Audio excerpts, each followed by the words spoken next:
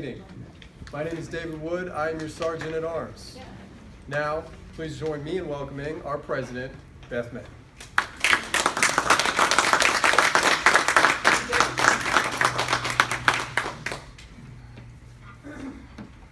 I meant to ask Joe, can I steal your thunder, or should I let you announce our latest club accomplishment? No, go ahead. All right, we are Presidential Distinguished. That means we've met all of our goals for the Distinguished Club plan with regard to officers being trained, getting new members, and getting educational achievements with regard to the Pathways program and the traditional program. So it's a great accomplishment, and we'll be getting another President's Distinguished ribbon for our banner for this past year. So and one other thing, I mentioned Toastmasters Magazine last meeting, but I hadn't actually read it yet, and then I read it since then, and I ended up reading it cover to cover, not all in one session. And there were some really good features in there. One was about a woman who actually has given a TEDx talk, and it talked about how she prepared for that, and I thought she had some excellent tips. Another small featurette was about a club that did their one club meeting entirely in the dark, because they wanted to focus on vocal variety, but they ended up practicing other skills as well because they didn't turn the lights on for the evaluations. So the evaluations all had to be done from memory because they couldn't take notes because the room was dark for the entire meeting. So I thought that was intriguing.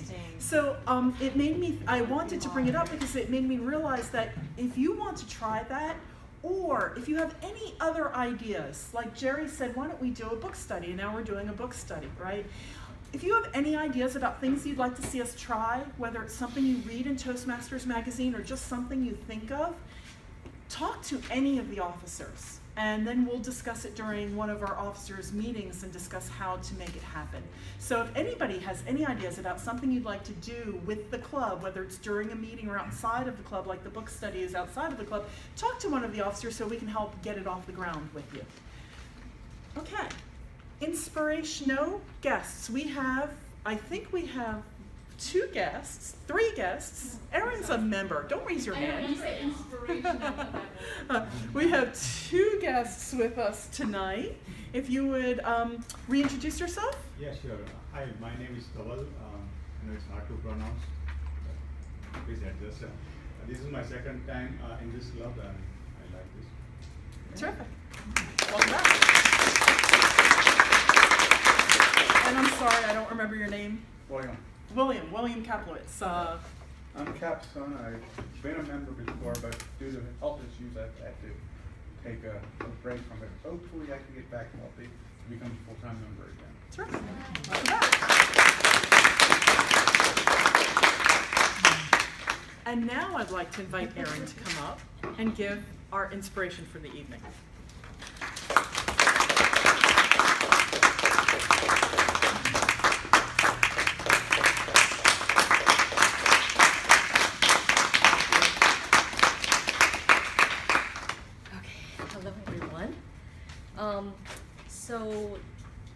Again, here we go. I caught myself.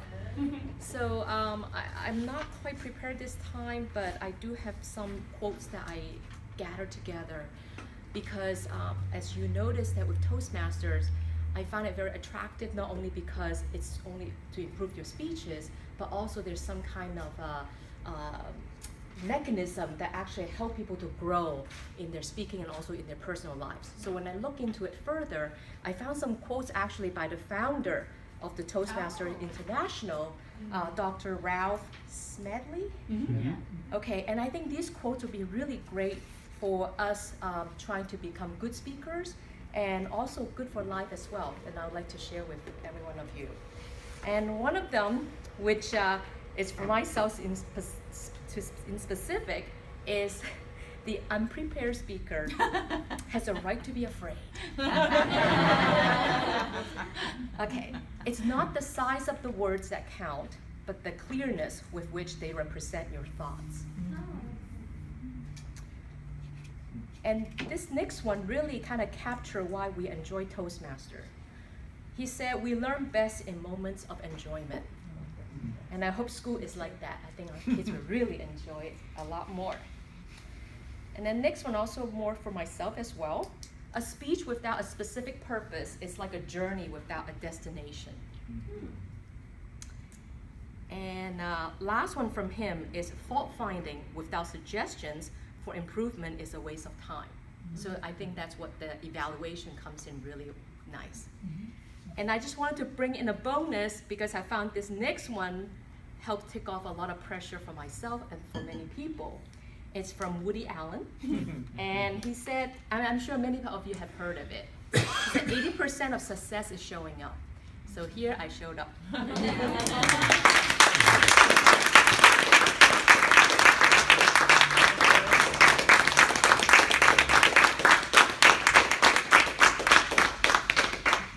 And our Toastmaster of the evening this evening is Joe Hoffman.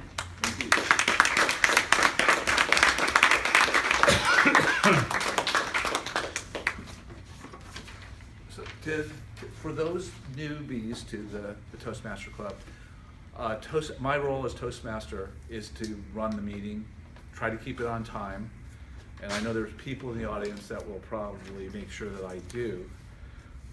But the thing that if you go to any Toastmasters meeting anywhere in the world, they're all run the same way. Maybe not in English, but they're all run by the same structure. There's a prepared speech section, there's a impromptu portion, and the most important part is the evaluation portion. And so that's what makes Toastmasters, I think, different from other kind of speech programs, is that you get evaluated. And that really makes a difference to make your speaking and your leadership better. So on that note, I don't think I have anything more to say about Toastmasters meeting, but we do have a lot of helper roles. So you'll find that even though we don't have people speaking, there's always roles to perform in a Toastmaster meeting where you get practice speaking or doing some leadership. So the first helper is the grammarian, and the word of the day, and filling that role is Lisa.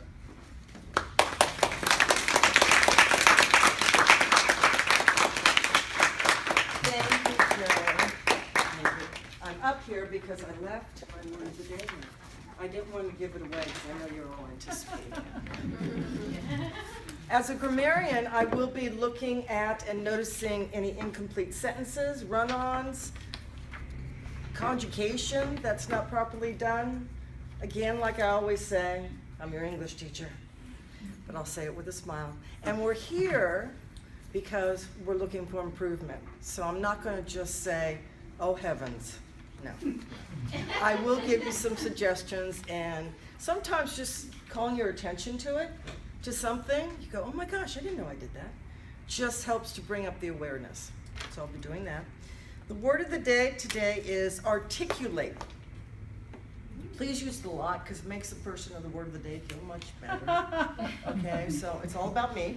And to speak clearly and distinctly. Did your mother ever say that to you? Will you please speak distinctly? My mother always said that. Expressing oneself in clear and effective language. So that's the word of the day. I'll leave it right up here so I know that you'll use it a lot. And here are some sentences. Most Toastmasters are very articulate when they speak. The second one, I admire speakers who can articulate their ideas so that they can be easily understood. Articulate. Let's all say it. Articulate. There you go, guys. Would you all get credit for it?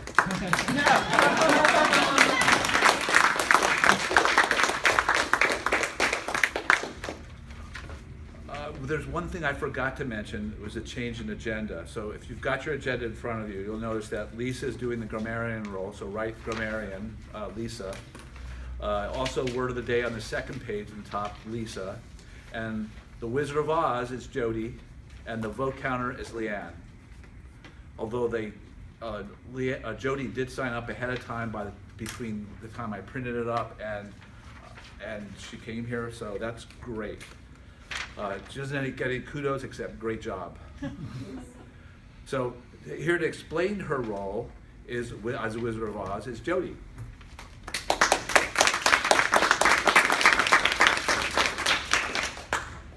I will be looking for us.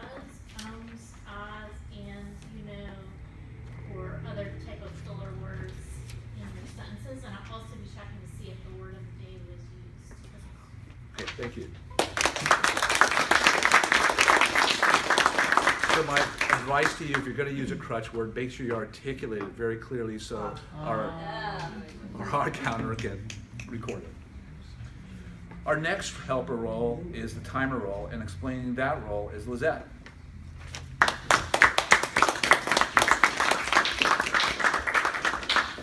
hope I can articulate this. Well, first I need help. I don't know what I'm doing. I know how to put it on, but I don't know how to stop it.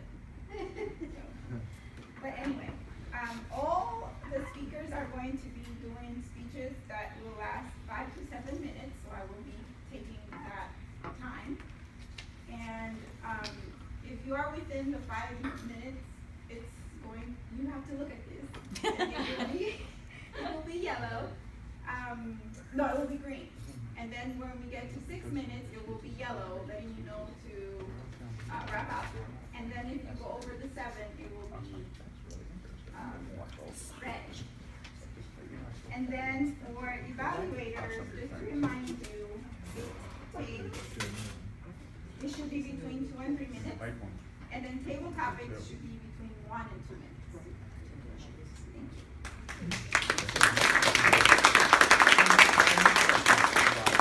Thank you, Lizette. I think you did articulate that fairly clearly. Thank you. Oh my heavens. Thank you, Joe.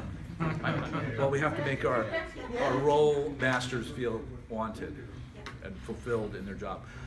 Okay, our next role is the vote counter, and filling that role is Leanne.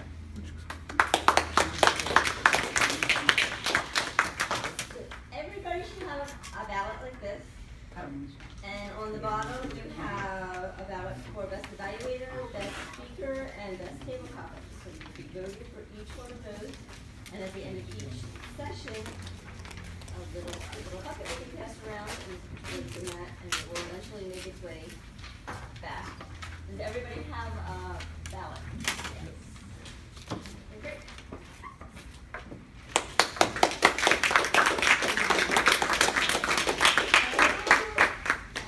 Madam Timer, are we all set? I can give you time if you need a little time.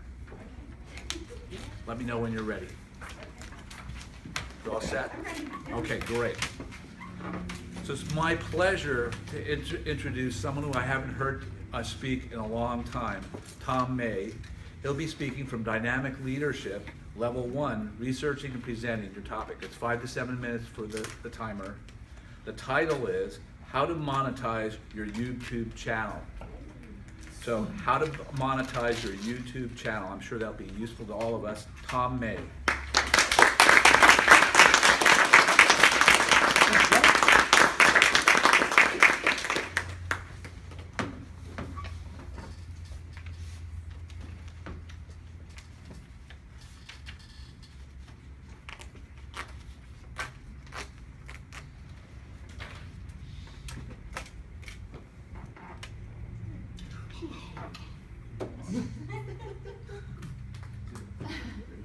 It shut down, so that's the warm up again. It stopped working, so it's coming up. There we go, there we go.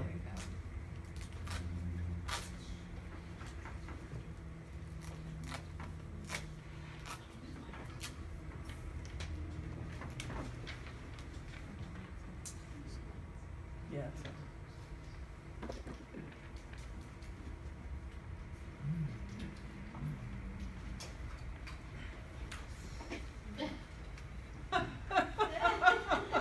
Good evening, everyone.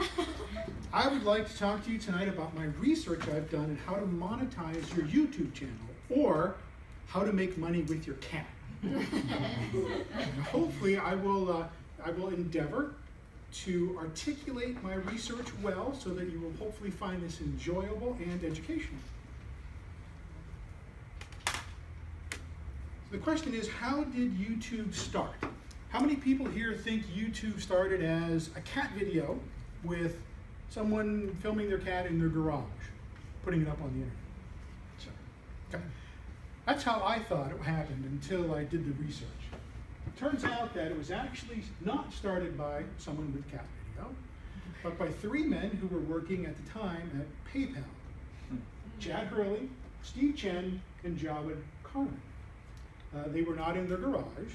They were in a small office above a pizzeria and Japanese restaurant.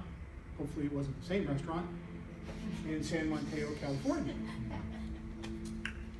The reason why they started it was, as described by Jawed, in 2004, the Super Bowl incident where Janet Jackson had the wardrobe malfunction. He was searching for that on the internet and couldn't find it. And then later that year, when the tsunami hit the Indian Ocean, he was searching for that and couldn't find it. And he became very frustrated over the fact that there was no central place to put videos. So they originally decided to create a dating site and put dating videos up there, but they found that there weren't any dating videos. So they decided to just make it anybody who wanted to put any video at all. In February 14th, Valentine's Day 2005, they registered the domain youtube.com. The first video was uploaded April 23rd, a couple months later, by Jawed, and this is what it looked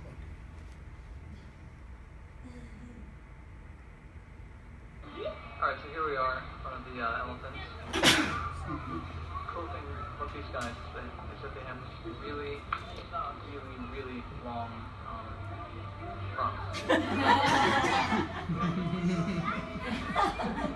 And that's pretty much all there is to say. And that was Jawed, and that was his first YouTube appearance. So what happened then? They received $3.5 million in November by Sequoia Capital. That same month, the first video got 1 million views. It was a Nike commercial. 1 year later, Google bought them for $1.65 billion. That's with a B. So where are they today? Well, the trend is positive. In 2015, they had revenues of $2.24 billion. Today, 2018, latest statistics out by Statistica, $3.96 billion. It's a lot of revenue. What's their market share? Second only to Facebook, with 1.5 billion users per month. Those 1.5 billion users are watching 5 billion videos per month. YouTube is now uploading 300 hours per second of video to the YouTube site. They hold 1.6 billion videos in their library. It's a behemoth. How many of those are cat videos? That is the question. So with that sort of statistics, what made me get interested in trying to see if I could make money on YouTube? A drone video, of course. Now, for those of you in the back, despite this man looking very much like me, handsome, middle-aged, and slightly bald, it is not me. But he does have in his hand a drone, which is exactly like the drone I have, and he was going to do a test flight to see how far it could go. Now, I decided this is either going to be very informative, or if not done well, it's going to be very bad. It might be fun to watch. So I did watch the video. It did not crash. He did a fairly good job. He had some technical issues in the way he presented the information. When you're testing drones and radios, you shouldn't be next to big giant metal buildings and that sort of thing. And I thought, well, I could probably create that sort of video, maybe even do a little better. Then I noticed something. Down in the corner, that video had 1,137,000 views. And his channel has 133,000 subscribers. And I thought, wow, that was not that sophisticated of a video. Could you actually make money doing this? How much could I make? I guess it depended on how cute the cat was. So I started researching how to make money on YouTube. They call it monetization, or monetization lanes, or the way you can actually get the money. And there are two basic ways to do it. You get paid per click. If someone clicks on your video, if there's an ad, next to your video, on top of your video, whatever. Or if they subscribe to your channel and pay for their subscription. Now for clicking, the estimates vary widely because it really depends on if they watch the whole video, if they follow the link, if they skip the video. But you could get anywhere from 35 cents to $18 per 1,000 clicks. So Quora says the average person who has a substantial video library, not just one or two, can make between $1,000 and $3,000 per month. I found fascinating was really in this channel membership, there's a competitor organization called Twitch. Twitch is for online gaming, and what online gamers do is they stream their video while they're playing the game. The top player, Ninja, $500,000 per month. He's 27 years old, does it from his bedroom. So how does one actually monetize? It's actually not very complicated. If you have a YouTube channel already, you'd be familiar with this thing called YouTube Studio. You simply go to the section that says Other Benefits. You turn on monetization. You agree to terms and conditions, which aren't too bad, actually. Yes, I did read through them. You sign up for something called AdSense, which is the way you get your money. So that's an important step. You tell it how you want it to be monetized, whether you want ads on top or ads in your video or whatever. And here's the tricky part. You have to wait. In order for YouTube to figure out if you actually make decent content and you're not doing something nefarious or bad that they would otherwise not condone, you have to have at least 4,000 watched hours of video and 1,000 subscribers. So where am I at? My 3 steps are checked off in green, and I am on step 4 where I am waiting to reach my number of watched videos and subscribers. I'm well on my way with 5 hours and 3 subscribers. Thank you. Thank you. So I need all of you to, after the meeting, go home and go to flightsite.com, subscribe to my videos, tell your friends and neighbors to subscribe to my videos. That's a psychological effect to get you mesmerized and actually going. Now, I want to help all of you get started, so I will make this offer. The first person after the meeting tonight to come up to me and tell me that they want to join and make money on YouTube, I have 2 wonderful cats that I will be glad to give you so you can start your YouTube empire this evening. Mr. Stanton.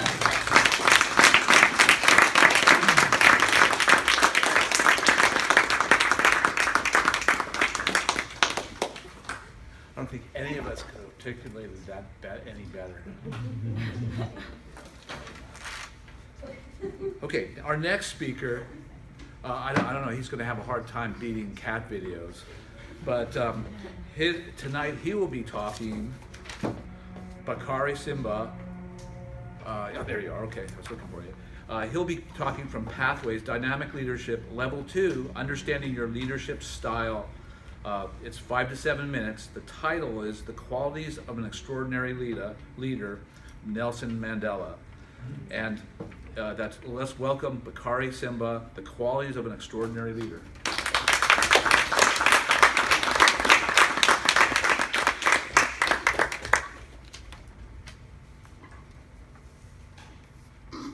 Nelson Mandela, the South African civil rights leader.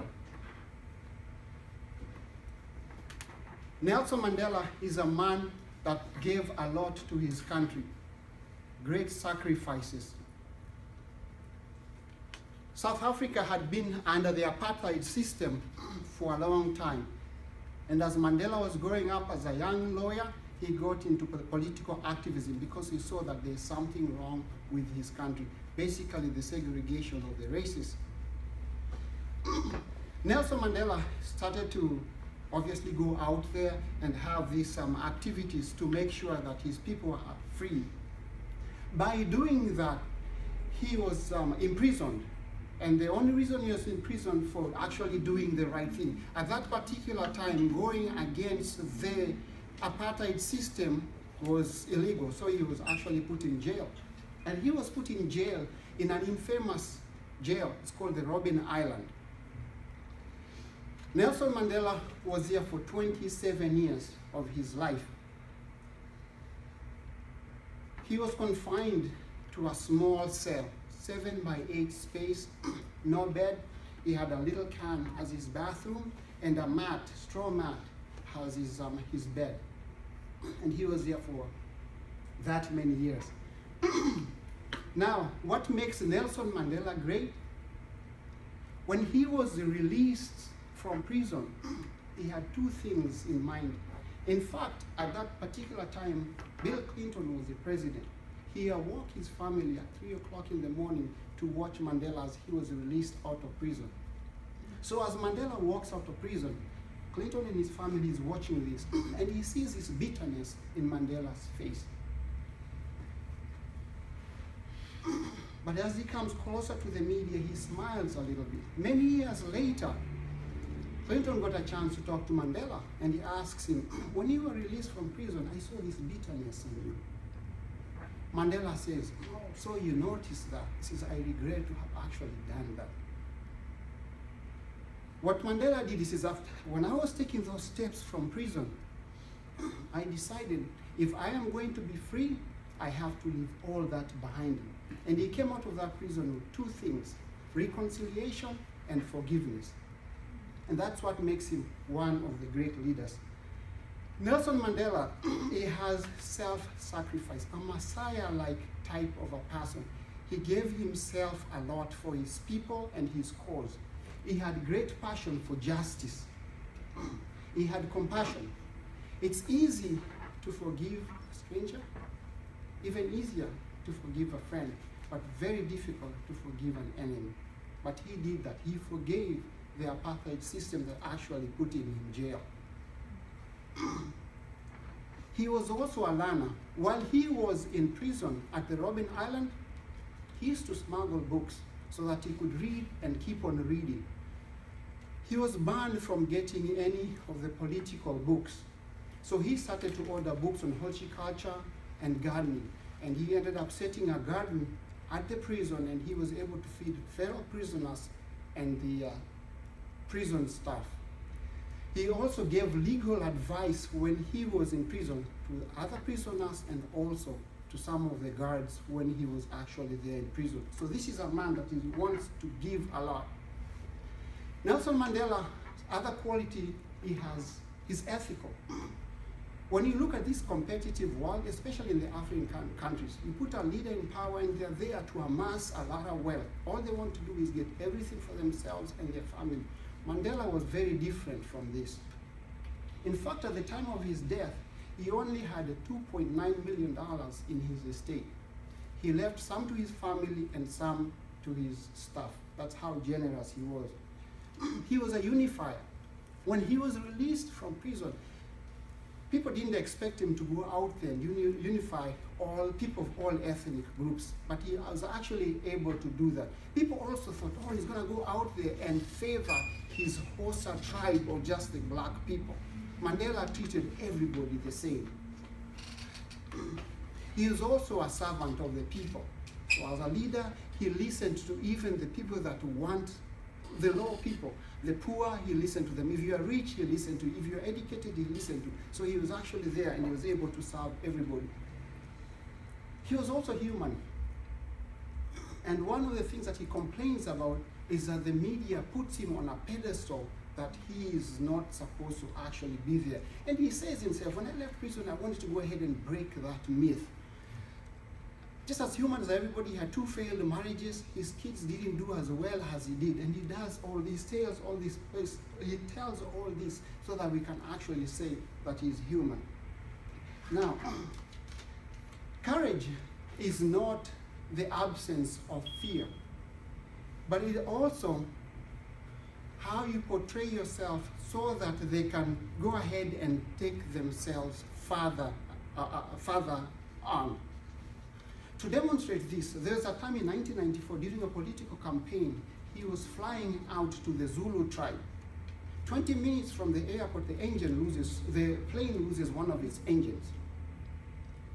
Everybody in the plane is kind of panicking, figuring, well, we're all going to die. They look at Mandela and he's sitting there as if he's in a commuter plane, just reading his paper, not even concerned with the situation. The airport was able to clear the runway. They were able to land the plane safely. When they got into his bulletproof BMW, turns over to his staff and says, up there, I was really scared. And he says, Person less. Well, when you're a leader, sometimes you've got to be able to put up that front so others may look at you greatly. So I encourage you, as you move forward, these practical lessons from Mandela apply to you at your home, in businesses, or anywhere you interact with people.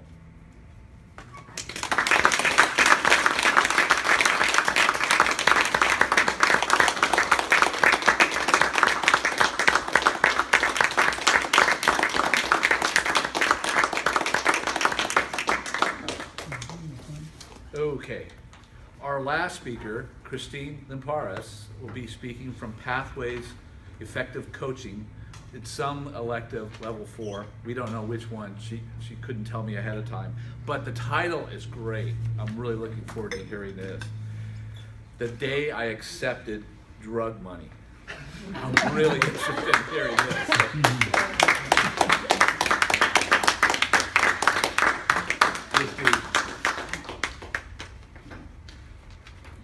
The true test of integrity isn't doing the right thing when it's easy. The true test of integrity is doing the right thing when it's hard. And when it is, can we pass the test? Integrity is the beliefs we hold and the truthfulness with which we live those beliefs. A belief is our moral compass. There's the big ones that are easy for most of us. You tell the truth, you don't kill and hurt people, you don't steal. But what about when those values are tested? Someone will kill you if you tell the truth, or your family will starve if you don't steal a loaf of bread. So an integrity breach happens when there's a difference between what we believe and what we actually do, which is what happened to me on the day I compromised my integrity and accepted drug money. If we act opposite a stated belief, we have 3 different ways to go. One is we don't admit it. We don't want people to know what we really think or do, so we hide it. Or, was it a mistake? We know it was wrong, we're not going to do it again, we admit it, and we do what's needed to make it right.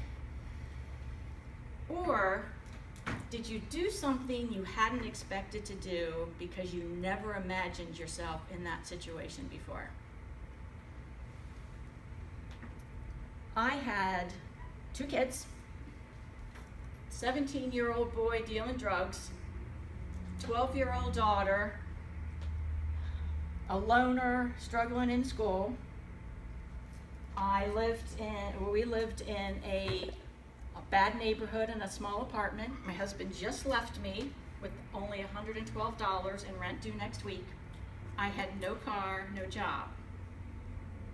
Before you feel super sorry for me, this was a poverty simulation I did through the United Way of Frederick County 4 years ago. In it, you're immersed in a role in which you have to figure out how to survive in a poverty situation.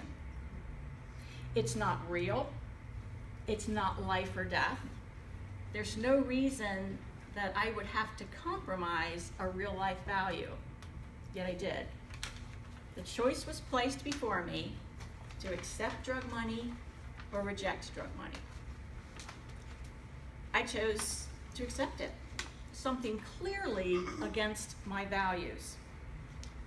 So why did I do it?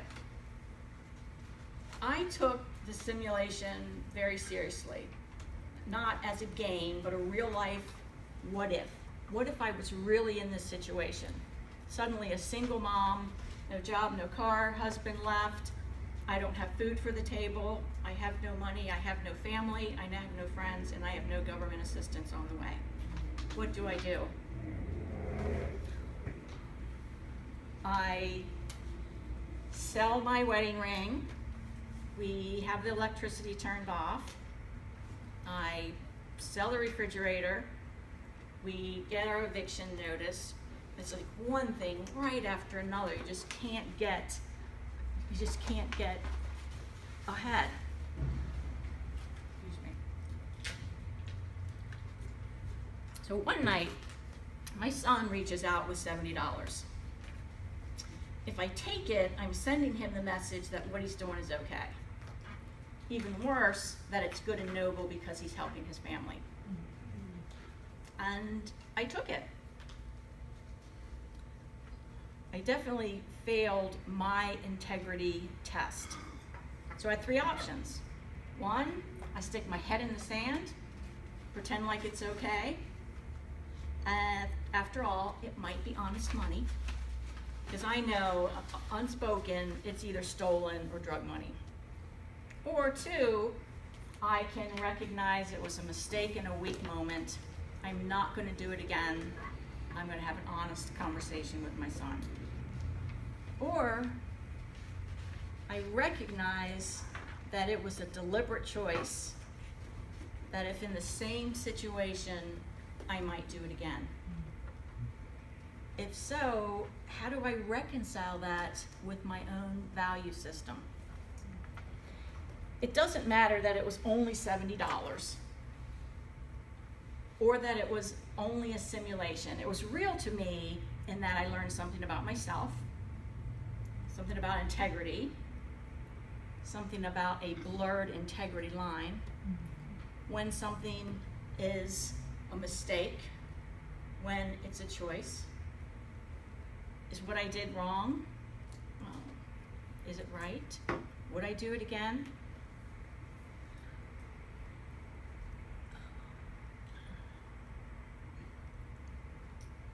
Let's see. I got to the point where I'm telling you my lessons, my biggest lessons from that.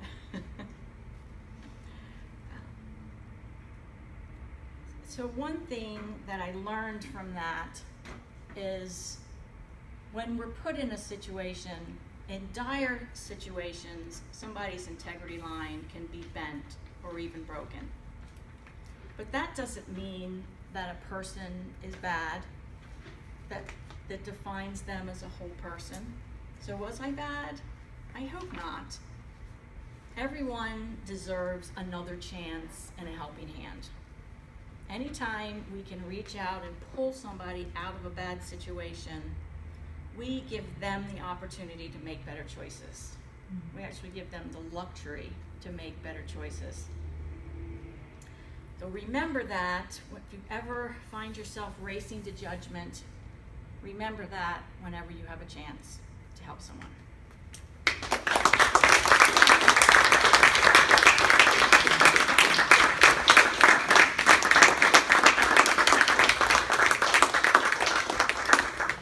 And that's all our articulating speakers. That's great. I want to win the prize. I know, and on the way. But now you have the chance to articulate your votes and your favorite speaker, Tom May, Bakari, or Christie. Pick one. There can only be one.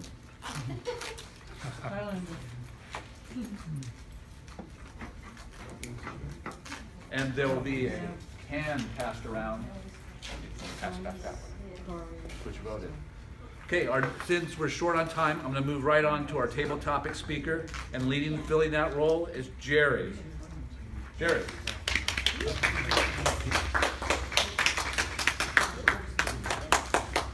Can food talk? In my life, food articulates experience, connections, even some problem solving. Tonight's table topic will be one single question for all participants to answer. And that is, how has food impacted you in a specific example, and why? Why did that food impact you? Kat, please come up.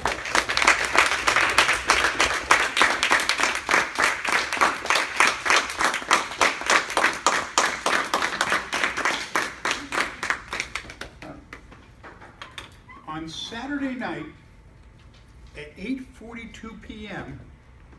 was the food that impacts me, and it impacts me every single year. Mr. Table Topics Master, fellow Toastmasters, honored guests. I don't keep kosher, but I do keep what is known as Pesach. I don't eat any leaven at all during Passover. No bread, none at all. Now back in 2008, I went to work at a local restaurant, Uno Chicago Grill. And at Uno Chicago Grill, the home of deep dish, the inventor of deep dish, they have what is known as the numero uno. It is a thick pizza. It's got onions and mushrooms and peppers and tomato sauce and cheese, and it's a meal in itself. At 8:42 p.m., after Passover ended, Saturday night, and I started this tradition in 2007, I was sitting at the bar in Uno's with the beer in front of me, because you can't have beer either, it's made with the grain, with a fresh 12-ounce beer, waiting for them to serve my pizza. It is my tradition for how I get back into bread. And I generally order the large and eat the entire thing. But I have changed from the numero uno to their Chicago meat market, and forgive me if this sounds like a commercial, but you have more meat than you could choke a horse with. And I managed to finish half of the large pizza, and the other half went home with me for the next day. But if there's a food that has a meaning to me, it is after 8 days of no leaven at all and no bread at all, it is digging into my numero uno or Chicago meat market large pizza. Mr. David. Thank you, Cap. And just a reminder before I invite Lisa up to talk, guests are welcome to participate as well. Volunteer. William, you want to? Please come up.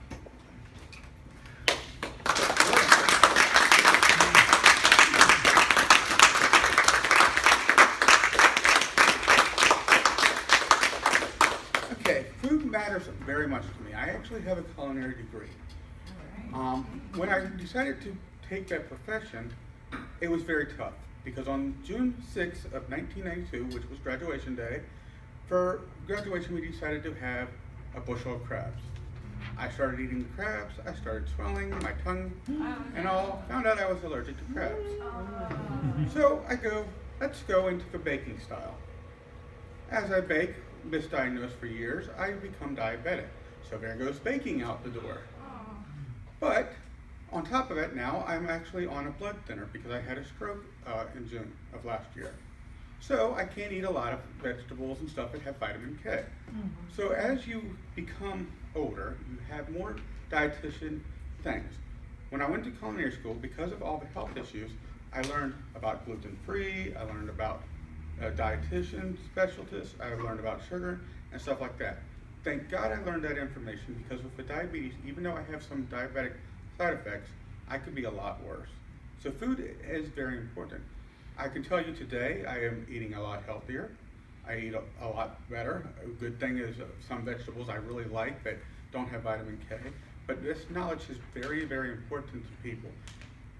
The biggest thing that I learned being a diabetic is not to not eat. If you have to eat sugar or you have to eat carbs or something, you should eat. As long as you get sleep, as long as you eat, you will eat your health better. If you decide not to do these things, not eat or not sleep, your blood sugar will jump. After my stroke, basically, I had an issue that I had to go to the hospital as well, and my blood sugar was 775 and rising. So I will tell you, everybody, that food is an important subject, and you should do a little bit of research to find out exactly how your body works with it. Thank you very much.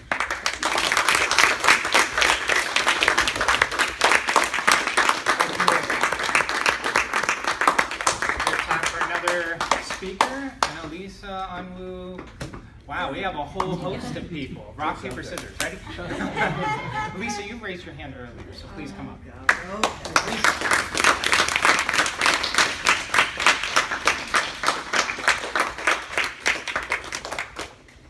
Now, when Jerry mentioned this topic, he said, "Does food speak to you?" And I thought, oh my God, he's been in my house. I know he's been there. And it's the food, it usually happens around after dinner time, like between 6:30 and 10. And I hear this voice, Lisa.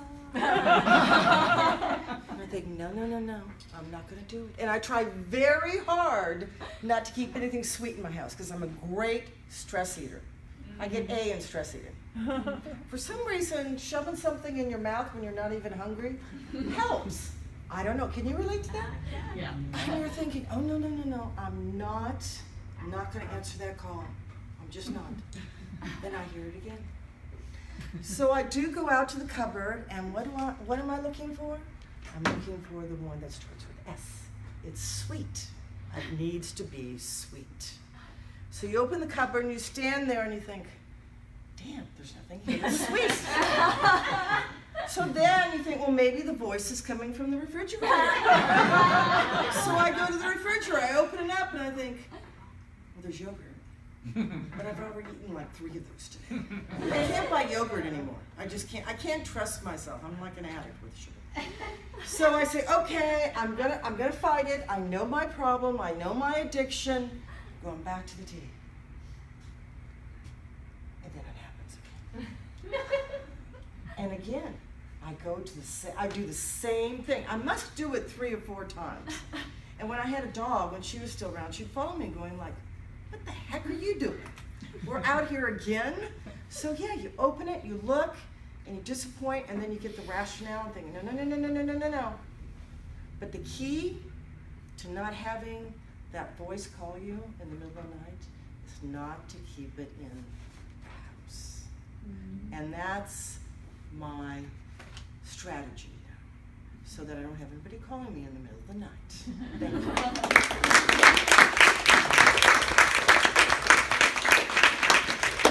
Thank you. It's time now to vote. See, our first speaker was Richard Kaplowitz, speaking about kosher food and his transition back into bread. Our next speaker was William, giving us an education on diet and how it can impact your health. And we wrapped up with Lisa's Voices in Her Head and House. Oh, please don't spread that rumor. God. So here, could I have? Oops. I'll pass. It'll come back to you.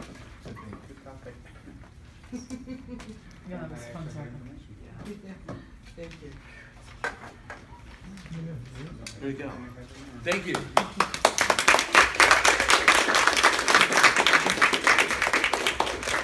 For our next portion of the meeting, the evaluation portion, leading that is Larry Riggs. Larry?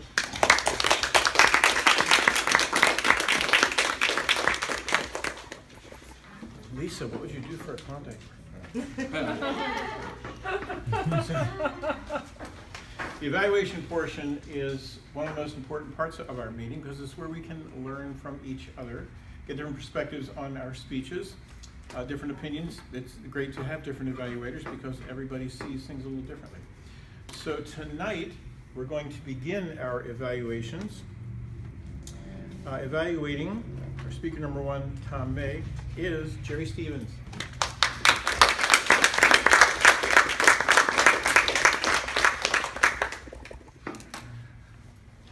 Tom, it amazes me the way that you immediately condense YouTube down into cat videos, as well as people watching horrific events like train wrecks.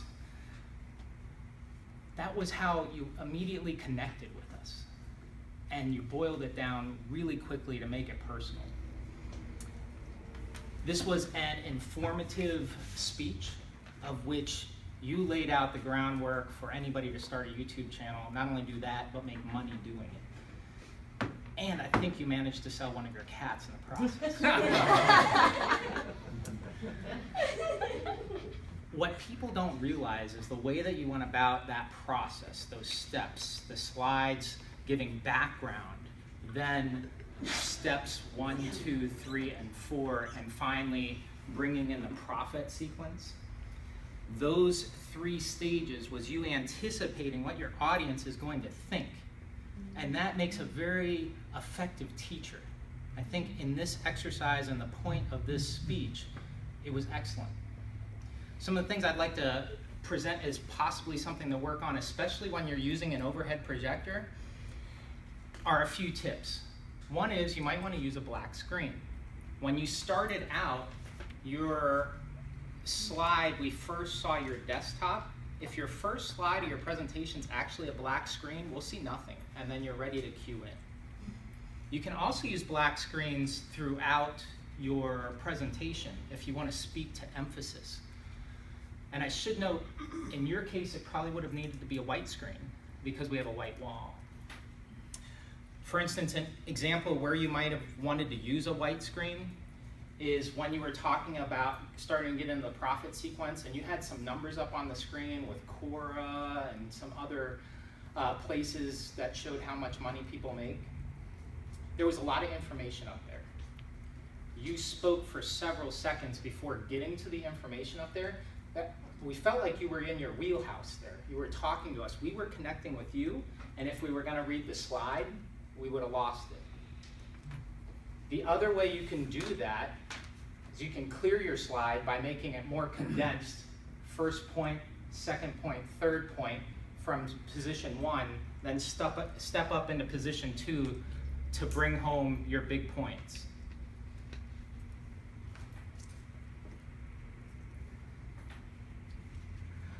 And then a final way you might also want to address that particular slide where there was a lot of information is to use some automation. Because then we're not trying to read the slide and listen to you at the same time. I actually didn't read any of the slides because I really wanted to focus on what you said and your body language, that type of information. The information alone was fantastic. And at times you didn't need the slide. So to sum it up, you really were in your wheelhouse today. You did a fantastic job. And there's just 3 tips on how you might be able to get through a presentation where there's a lot of information on the slide, and that is using a black or white screen, maybe some automation, or clearing the slide, talking to those bullet points, and then moving out.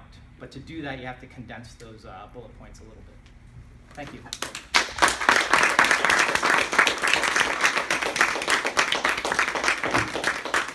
Okay,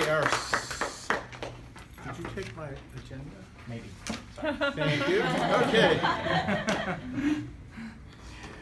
Our second evaluator is Srinivas, and he is going to be evaluating Bakari.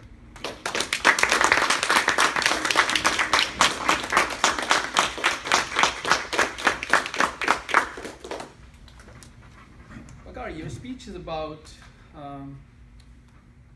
identify your leadership style and share some aspect of your journey and how you found these qualities to be really useful, both in general or in your life. As far as the delivery, so I'll try to judge on both content and delivery. Delivery, you were fantastic. Initially, it was a little hiccup, I saw that, because you jumped straight into Mandela's story and what it's, and then he starts rolling his life and drawing some of the leadership qualities that he's exhibited, and then concluding what we all should be doing in moments of the stress and adversity and all that. In that organization, I would have liked little to be organizing in terms of begin, middle, and end. So it was, you were flowing, you were so articulate in telling the story of Mandela and with a lot of details, how he suffered, what happened to him, and all that. So in that moment, if you could organize, I know it's a story, it's a well-designed story, but if you could organize in the begin, middle, end, that would make it a good speech.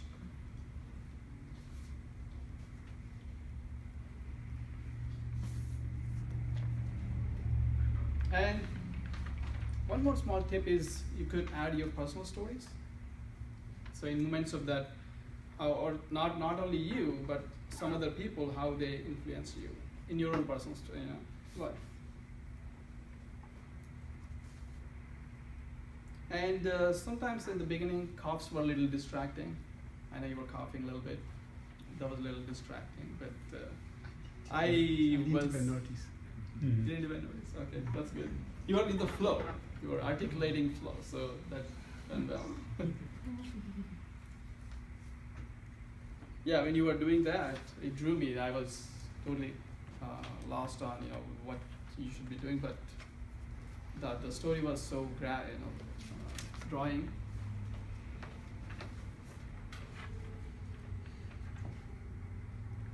Overall did well. Vocal variety was good. Eye contact, good hand gestures.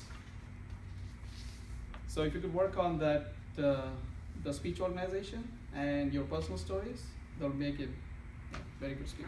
And the coffee.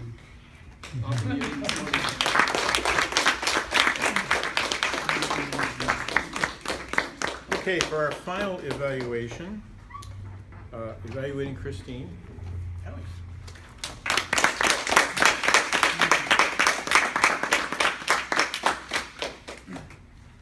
So, Christine is doing effective coaching in Pathways. Her speech I was the day I accepted drug money, and I think you're actually on level 4, because that's where I'm at.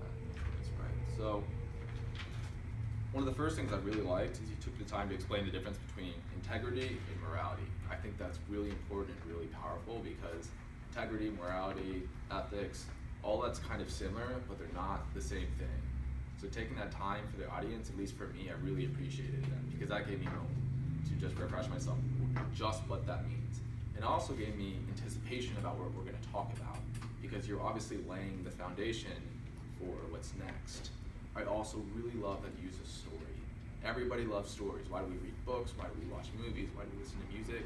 Almost all of it's stories. So right then you've already had that draw. I want to know what happens during the situation. I felt you had a lot of emotion in your voice. It felt very real and powerful to me.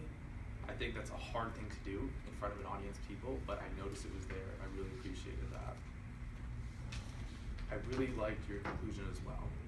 Just one really simple thing. I felt real. This was a real situation to me. I went against my morals. Next time you see somebody struggling, just remember this and do that for yourself. I thought it was really great. There was a few things. One big thing I'd recommend. I was very engaged in this through to the middle part until you mentioned that it was a simulation. I know. And that still felt real to me. Like if you could hold that till the end, that would be so powerful. Because at the end, by the way, this was a simulation, but this was so real. And I think that'd be a really powerful way to bring the audience in. And then you had a couple moments where you paused, but we all do that. But otherwise, I really liked your speech, so that was really good.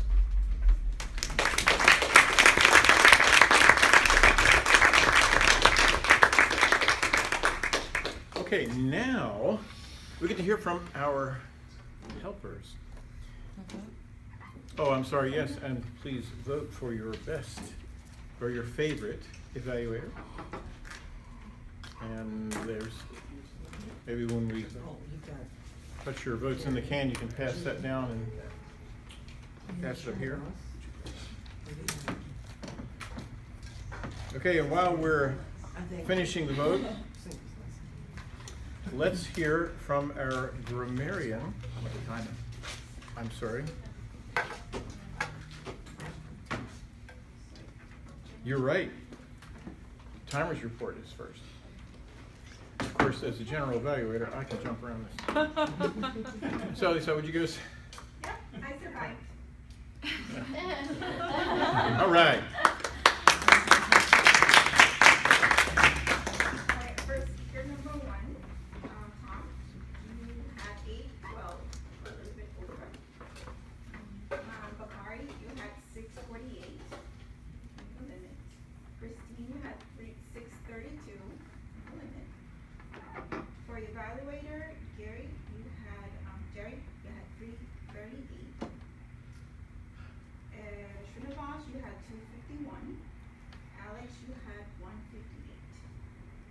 So, I think all very well over. What about Table topics. Kat, you did 132. I'm sorry, I didn't get your name. William. William did exactly 2 minutes. And Lisa did 2:11.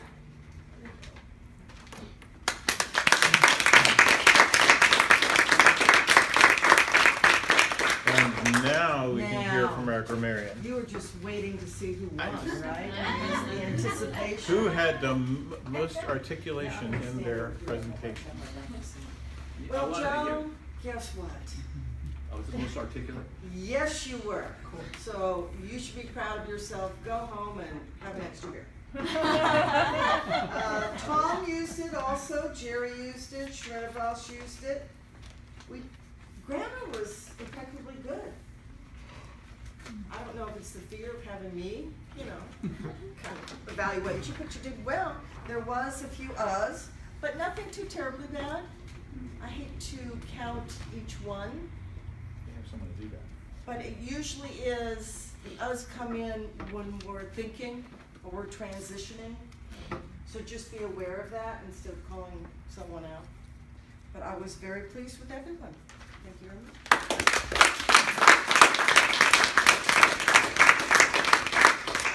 And now we're going to call on Jody to call everyone out. From the Wizard of Oz report. I hope it doesn't come across that way. Let's see now. There's one for me. Leanne had one Aaron had 3 uhs and 2 ums. Joe had 1 Lizette had 1 and 3 ums. Tom had 2 uhs. Bakari had 1 and 1 Jerry had 3 uhs.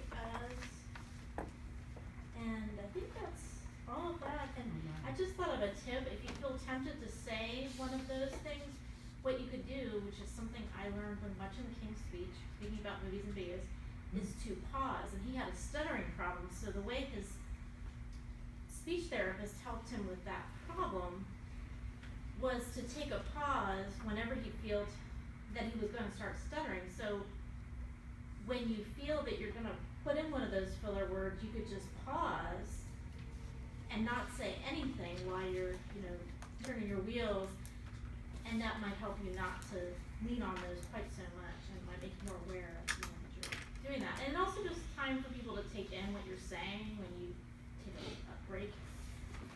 Just a thought. It's a dramatic pause. Yeah.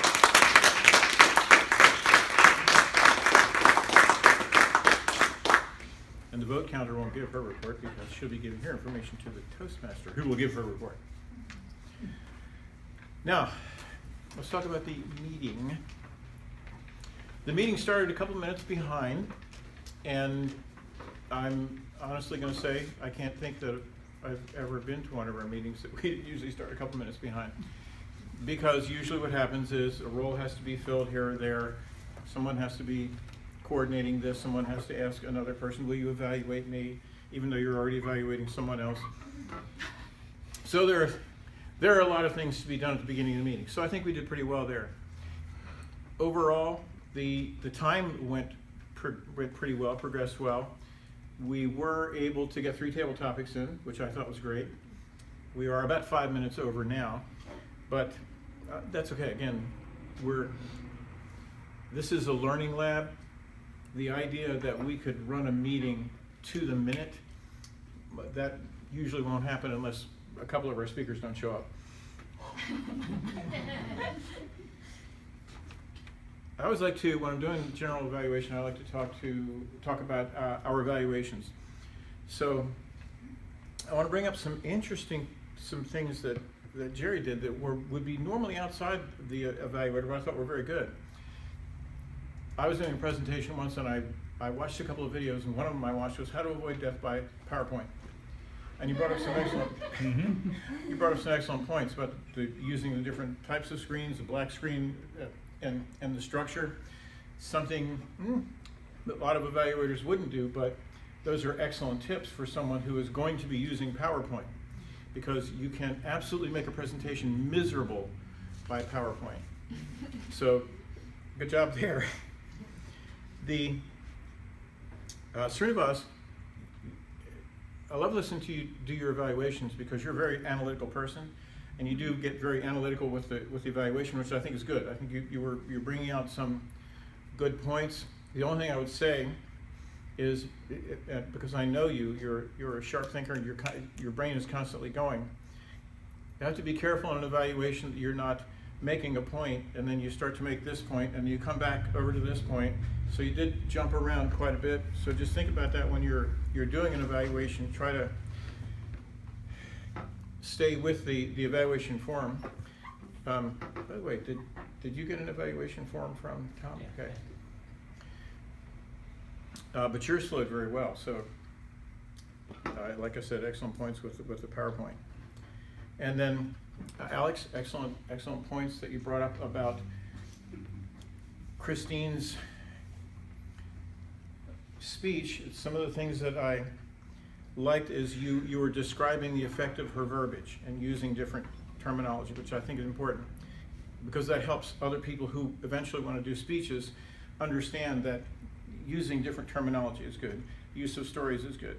The only thing I might suggest for you as an evaluator is you had a lot of hand motion and you stood almost perfectly still. So maybe if you're going to have a lot of motion with your arms, have a little motion with your body too. It makes it flow a little more. Because if you're just kind of there, yeah. So just something to just be aware of. Again, overall, I think our meeting went very well. Good timing, and nobody's counting. Once again, I think I'm a little biased. I think we have just a really fun club where we can come together, make a few mistakes, learn some things, enjoy each other's company, and then part friends at the end of it. So that's going to be my evaluation for the evening. Now, I'm going to call our Toastmaster back up for the awards.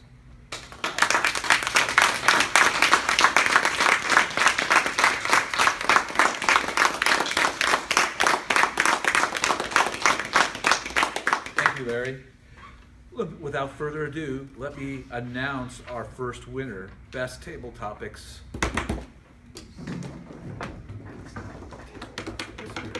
One I wrote. Table Topics, Lisa Rippia.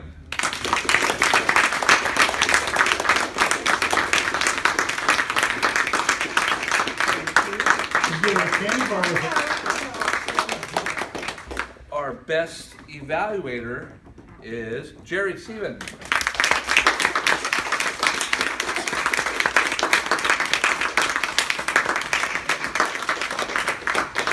And our best speaker is none other than Catman.